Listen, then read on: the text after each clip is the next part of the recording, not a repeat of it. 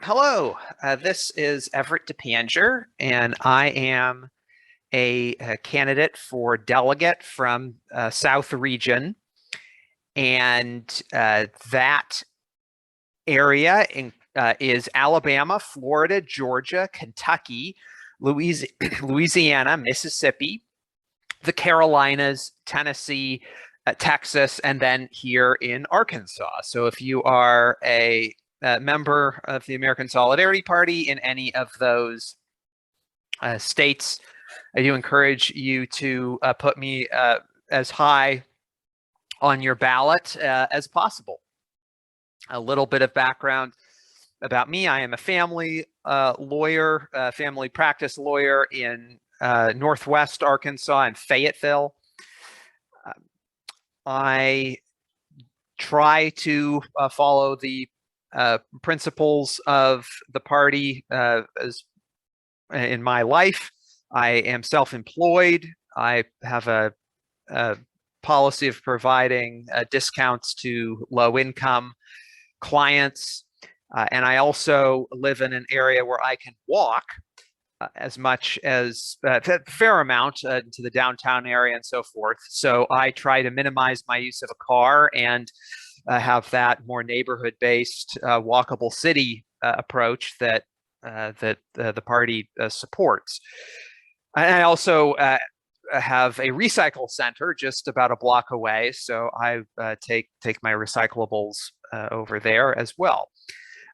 In terms of my service to the party, I have been a member since for about 2 years now. I am currently the National Committee's coordinator for Arkansas, and I also served as a delegate last year.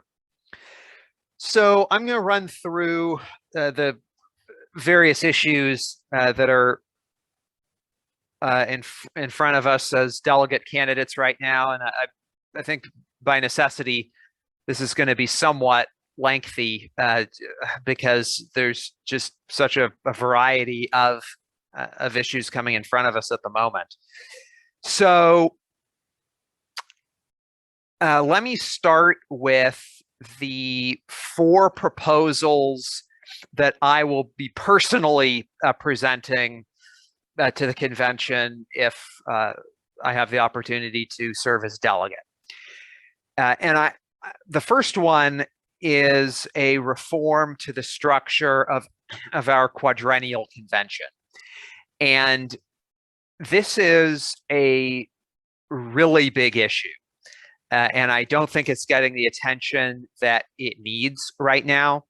For those who are less familiar with the party, we have an annual convention that elects members of the National Committee, our governing body, and passes resolutions and so forth. But under our bylaws, on once every 4th convention for each quadrennial cycle, we have a extra large convention that does 2 additional things.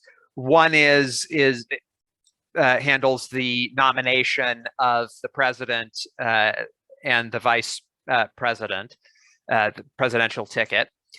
And then the second is that that at the quadrennial convention, it becomes easier to amend our platform, because it's only at the quadrennial convention that the threshold for passing a plank amendment reduces from 2/3 to a simple majority.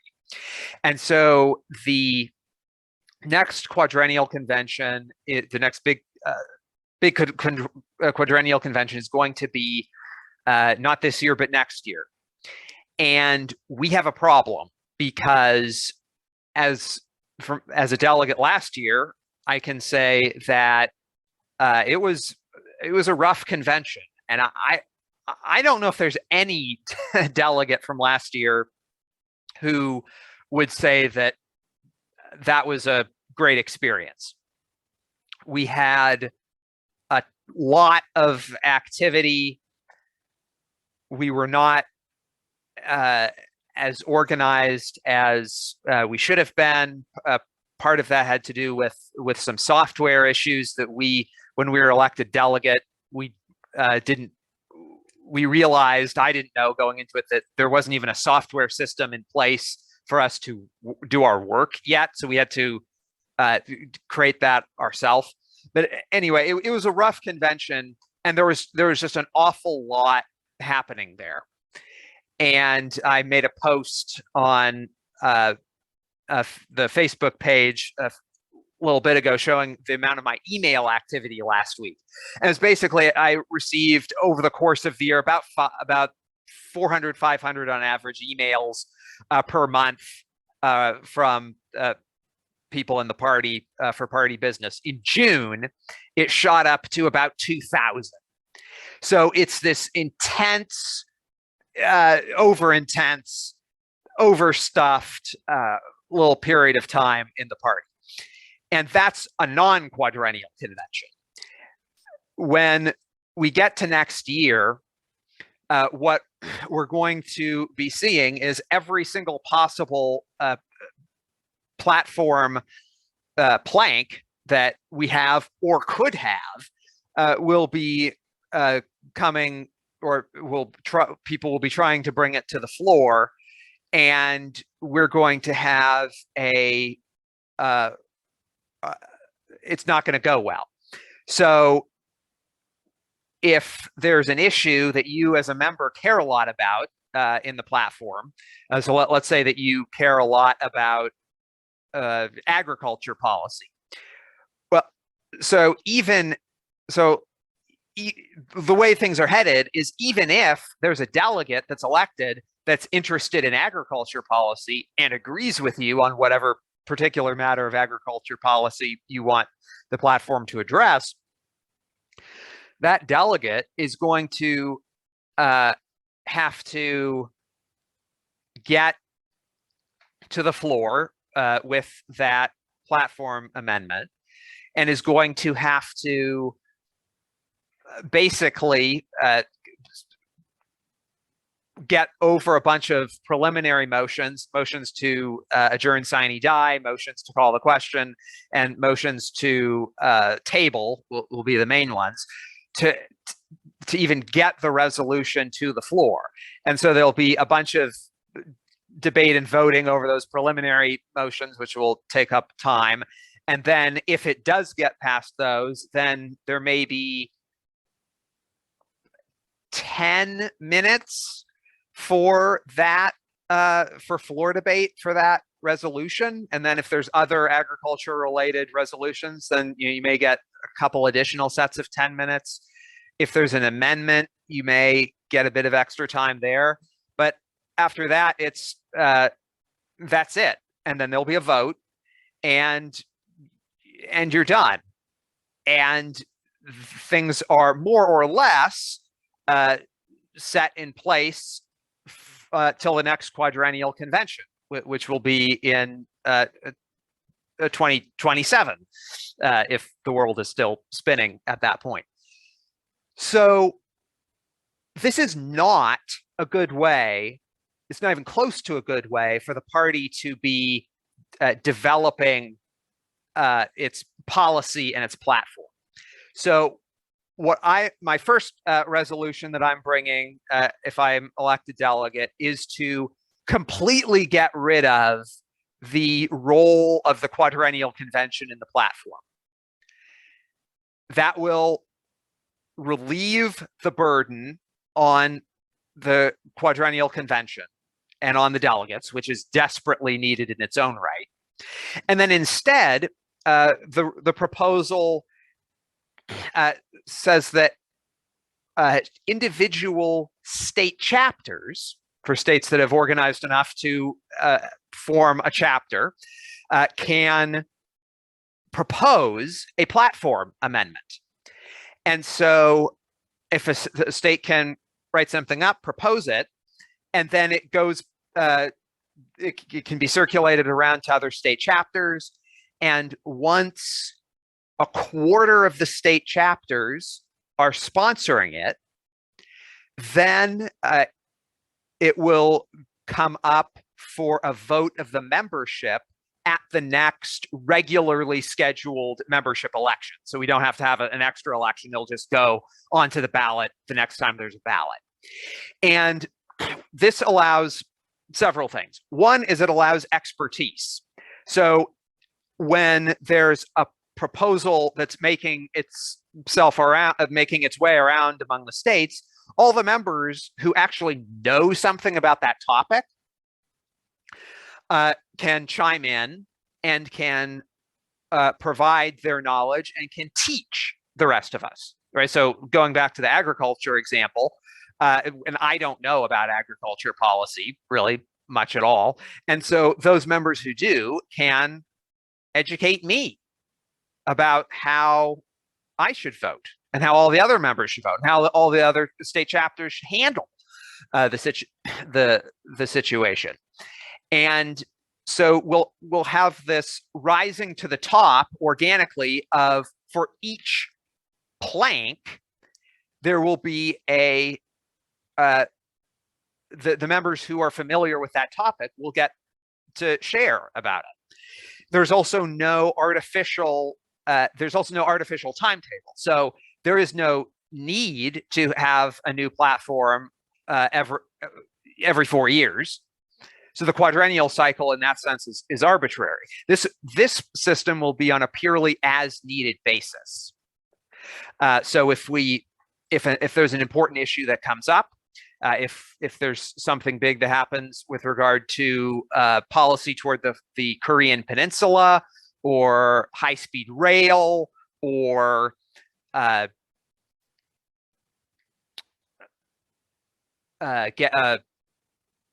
clean energy related to types of vehicles on the market, tax incentives for those vehicles. If there's something having to do with monetary policy, whatever comes up that needs to be addressed can just be addressed at whatever the next election is. And right now we have membership elections at least once a year, so things can just be handled as needed. So I very much urge I urge you to support my effort with that voting for me, but I also urge my fellow candidates to focus more on this issue and talk about it more during the course of this, what remains of this campaign. So that's the first resolution, and I think it will fix just the big problem that we have on the horizon of the overstuffed 2023 quadrennial convention, and I think it provides a much better way for amending the platform. My next proposal is actually a motion, not a resolution, meaning it's something that only addresses the internal affairs of the convention. And this is going back to the problems we had last year. The National Committee has approved a set of rules for this convention that will go into effect unless the delegates select something else. And basically what the NC selected was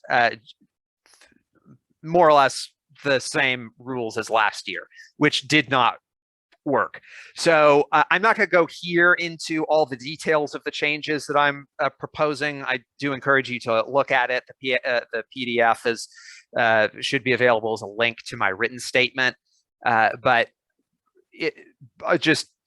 we have to have I'll say two things in short. We have to have a more orderly process for screening out resolutions that are going to fail. There's not a whole, we just don't have the time to have a bunch of floor time on something that's not going to get anywhere. And so I lay out I think a more fair a process for winnowing down what the resolutions are, rather than this convoluted system that some people have been using of using motions to adjourn, sine, die, and anyway, I'm not going to go into all those details here, but they're available in the written proposal. The third resolution is one that I proposed last year, and that has to do with the name of the party, American Solidarity Party, and this resolution makes it the policy of the party that when it is too difficult to use that full long name, because our party we have a long name, is that the policy should be to shorten it to Solidarity Party and drop American, because, well, for various reasons, one of which is I don't think any of us are confused about what country we're in right now. So we want to, so when necessary, when shortness becomes important, we should shorten it to Solidarity Party, as opposed to just the boring acronym ASP, or even worse, the phonetic ASP. Just let's try and have it be Solidarity Party. The last year there was a motion to table, there was an approved motion to table that resolution, so that some delegates wanted to do more research this year. Okay, they've gotten their year to do their research. Now it's time to decide the issue. So I'm bringing that back up this year if I'm elected. And then fourth, and this one is still in the works. We do not have the written proposal yet, but what is another issue that's facing the party right now is the really odd decision by the National Committee in closed session this last year to change our logo, and to change it from the very simple, just a bird flying in front of the sun, that if some people will know it as a pelican, others will just see it as a bird. It's just sort of the sun, maybe at sunset, maybe at sunrise, but it's just sort of a benign, kind of peaceful looking logo. And for reasons that boggle the mind, the NC released, and I guess your guess is as good as mine about what it is they released. It appears to be to me, a emaciated or skeletal bird with blazing demon eyes that's immolating itself, and then may or may not be doing so at full moon. And I say may or may not about that because the NC has not been consistent. Sometimes it released multiple versions, some of which are directly behind or directly in front of a white circle, which looks like a full moon. But others have not included the white circle, and there's been some back and forth about whether the white circle even is part of the logo or not. Anyway, let's assume that that's full moon, and so it's in a sort of Transylvanian type way. Sort of this animal is doing what it's doing, sort of in silhouette in front of the full moon. That needs to go. Just incredibly strange choice. There's all sorts of ideas for what the new logo could be, but I'm in some talks with other delegates right now to just say, let's all just compromise and say, we'll just go back to the last logo. So there is no text on that because my conversations with other delegates are still ongoing, and I do want to have a jointly proposed resolution for that one. But that is the fourth one that I'm working on. So that is what I personally will do in terms of coming forward with proposals at the convention if you elect me. There's other stuff too here to discuss, so let's go through all that. We have one of the most important duties of the delegates is to elect members of our national body, the National Committee, the NC. And this year there are 5 seats up, and so far 3, and it may grow between now and the convention, but 3 have incumbents have announced their retirement, including both the chair and the vice chair. So we need to pick at least 3, and again, maybe more new members, and then evaluate what to do with the 2 incumbents. And my view of that is pretty much the same as my position last year, which is I view the NC members as not, those are not really ideological positions. So whether I agree or disagree with an NC member on public policy is not, that's low on what I'm going to care about in terms of my vote.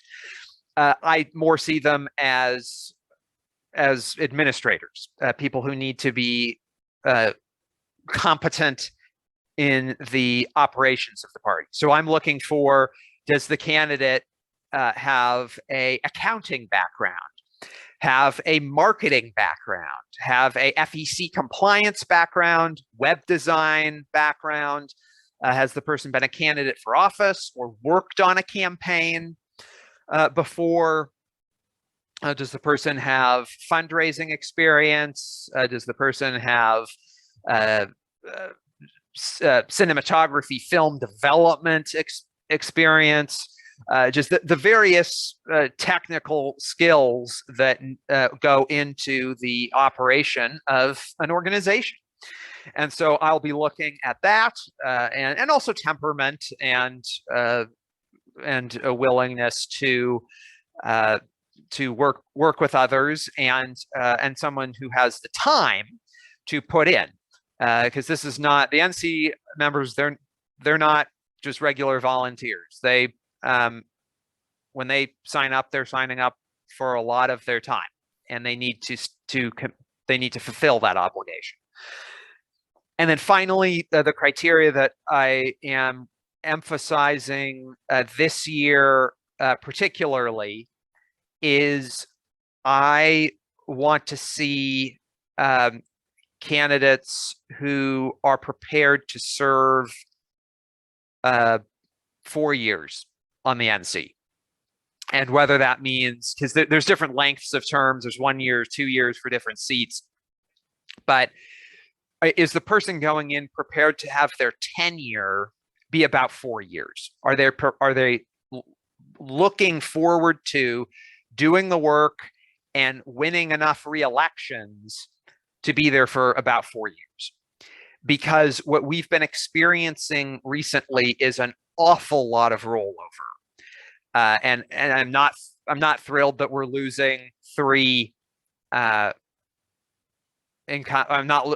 That we're losing 3 incumbents, 2 of whom are just leaving after just 1 term. And that's on top of last year, we elected 5 new people. So we need to have some duration. It is not good for institutional memory to have this level of rollover. And we also can't, we're still not a big enough party where we can just bring in another batch of highly qualified NC members every year. So I would like to see this next group stick around for a while. Additional issues are other people's proposals, and this is, during the campaign, I do try to be as straightforward as I can about how I plan to vote on the other proposals. Unfortunately, this year there's just not a whole lot. I'm not seeing other candidates who are really making resolutions, which is, I'm not fully sure why that is, but I don't think it's good. But from what's out there, we have the NC itself has put together a large amendment package. And so it is going to be sending us what it's in reality, it's 15 different specific portions of the of the bylaws that they want to amend, and broken up into two parts. And I'm not going to go through all of that here. I'm just going to, I'll have a summary of it in my written statement, but I'm going to highlight the and several of them are fine. I mean, several of them are housekeeping type, more or less, and they're fine. But the main ones I'm concerned about are the creation of Article 2, Section 10, which, as I read it, keeps the nomination of the president and vice president to keeps it with the convention, not the membership, and also moves it from 2023 to 2024. And I'm not sure why that is, because as I had understood, the reason for the party's policy being to nominate our presidential ticket 1 year before the presidential election year is it that it helps with certain state ballot access laws, and it also gives us time to rally around the winner of that election. So I'm not sure why the NC wants to make that change, and I'm not sure. And it didn't really get at the NC meeting itself. There wasn't much discussion really of this at all. So I'm not inclined to support that one. My view is just we should do what happened last time, which is there was an RCV, a ranked choice vote of the membership, and it went through. There were two ballots, or there were three candidates who went through one elimination round, and then in the second, Brian Carroll won. So I thought that was fine. That was before my time as a member, but I think that is good. I think we would be the largest party in the country that uses membership-based RCV in selecting our presidential ticket. I think that's great. That RCV is one of our most important values. So let's promote it. And I think it's the members, I think, should have a right to vote on that directly.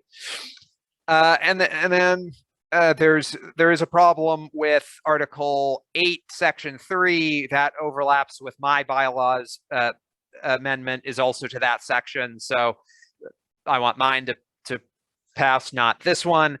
And then there's some changing around of some language in Article 3 regarding just making NC meetings even less transparent and offering even less notice to the members about what's going on at those meetings. More or less. I mean, some of the language is fine, but I've said before, and I'll say again, I just think that there should be an agenda released a few days before, some opportunity for members to comment, and then a meeting that's available to the membership with occasional closed session for special circumstances. That's how the NC should operate.